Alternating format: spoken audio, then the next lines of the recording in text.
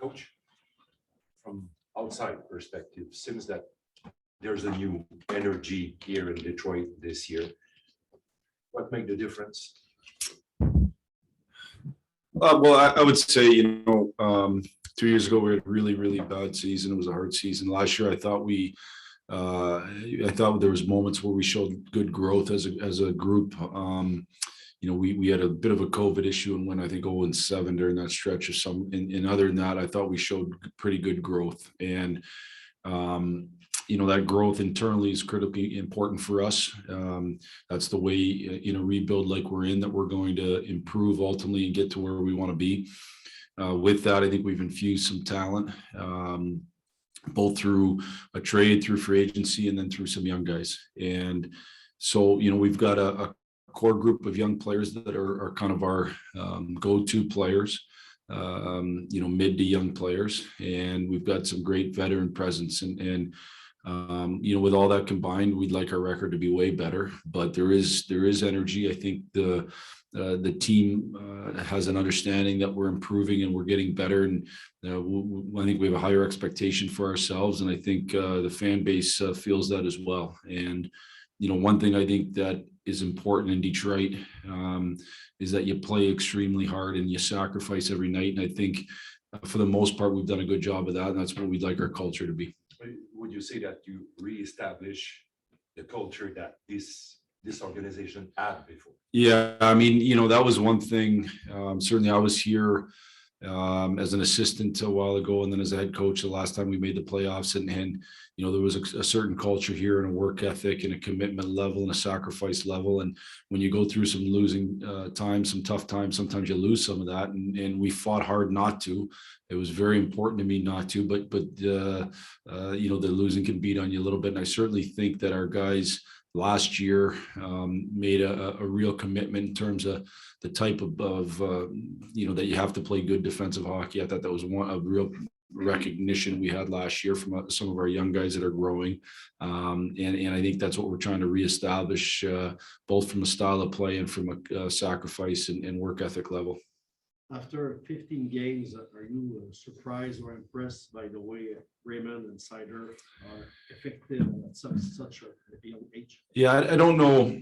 I didn't know what to expect in Raymond's case. I knew him a little bit as a player, but never really seen him live. And I don't have a great barometer in terms of the Swedish Hockey League, what that means when guys come over. Some guys have come over and had great success, and some guys haven't. So I did know that his game was probably transferable in a sense that he does it right. He didn't cheat for offense. He didn't have a huge learning curve that way. A lot of young players, when they come in, they're real talented. They've done it by getting away with a lot. That's just reality.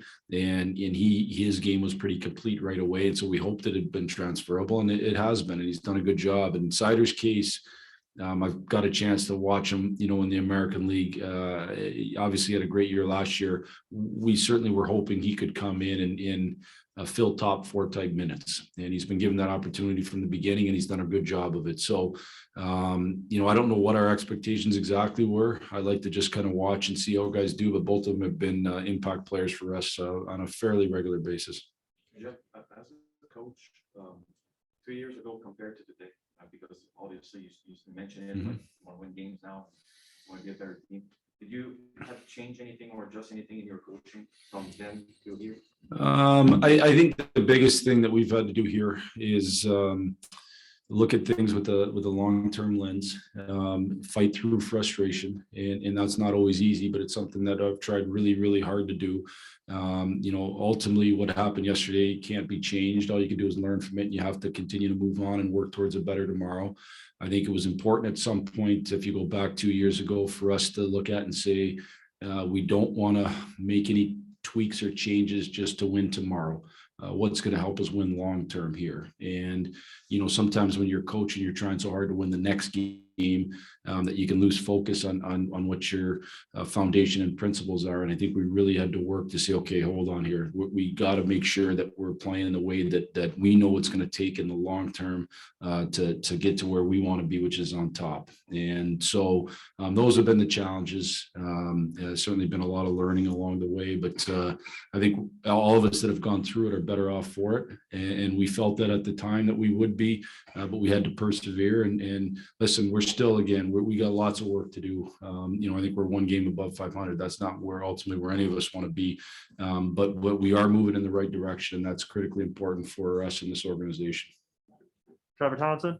Blashill, penalty kill has been 14 over your last 5 home games. What's gone right, or what do you like about your PK right now?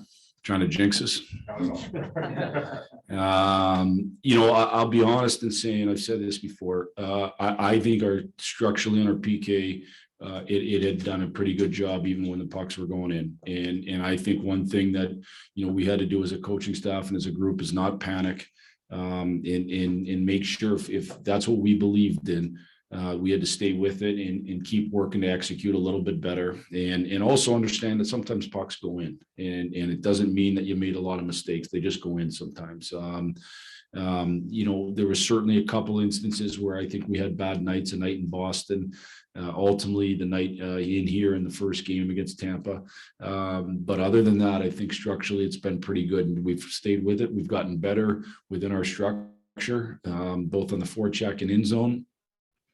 We've probably gotten real good goaltending, and so then next thing you know, you've run off some kills in a row against some pretty good power plays. But every night's a challenge, and we ultimately, wherever we sit here today after 15 games, our specialty team numbers, ultimately we'd like them to be way better, and so we're going to keep working towards making them better. And as tough as it is, how important is the buy-in that everybody's had to block shots on that? Well, the way the PK's set up, you're going to have to block shots, and in some instances, PKs are set where maybe one guy has to block, like the right defenseman. In ours, everybody's going to have to block shots, and it's part of the sacrifice I've talked about as a hockey team in general, that we want to have that type of sacrifice that you see when the playoffs start. We want to have that every day in the regular season, and that holds true on the PK. And so I think guys have done a good job of it, but I think it's an area we can still get better. We went on a good run at the end of last year, and we had some guys that were real committed to blocking shots, and we got to make sure that the guys we have in place are that committed to doing the same. What the two first games you played in Montreal, you were missing key parts like Larkin, Roenick, twice Bertuzzi because of the vaccine situation. Do you feel that tonight you're going to show the Canadians the true Red Wings, the true identity of your team? First off, the last game they crushed us. I don't care who we were missing; they were way better than us. And I didn't necessarily feel that way totally at parts of the first game, but when I look back on it, then all of a sudden we didn't have many chances. So they've kind of put a beating on us for 2 games, regardless of who we had or who we didn't have. I think in the NHL, you're always going to be in situations where you're missing guys, and you got to find a way to be successful.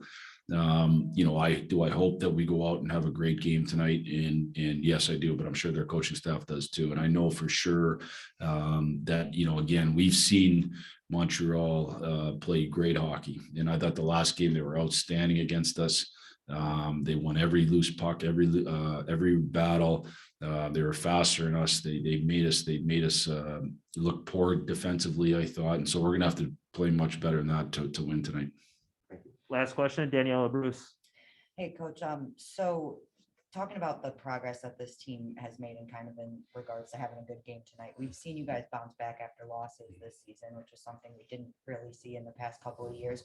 What do you attribute that to? Is that more of the mental side, or is that, like you said, you infuse the talent into this team? I would say a little bit of both. I think we are a better team. And I think when you're a better team, you have a better opportunity to go out and win that next game. And it also gives you confidence. And it's something we've talked lots about. We want to make sure that we go into games expecting to win games. But to do that, you got to know that you've sacrificed a ton to leading up to that game. You got to know that you have the talent to do it. And I think our guys believe that. So probably those two combinations have helped us. But confidence matters a ton. And this is a league where things can change fast. We went from being on a pretty good high to losing 4 straight games to a pretty good low to then winning 3 straight games is just the way it is. And so you want to, our job is to make sure that we're every single night as close to our A game as possible. And if you do that, you got a chance to win a good amount of games. Thank you. All right, thanks everyone for joining us this morning. Thanks.